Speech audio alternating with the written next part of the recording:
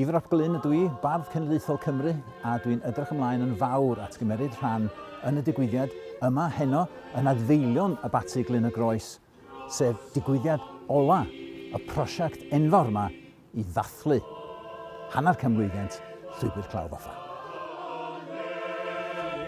Ei dychymyg rhwng The sleeping giant's weary spine with banshees in his mind. Mountain rain running crazed. Mae 'na gylch derwyddon.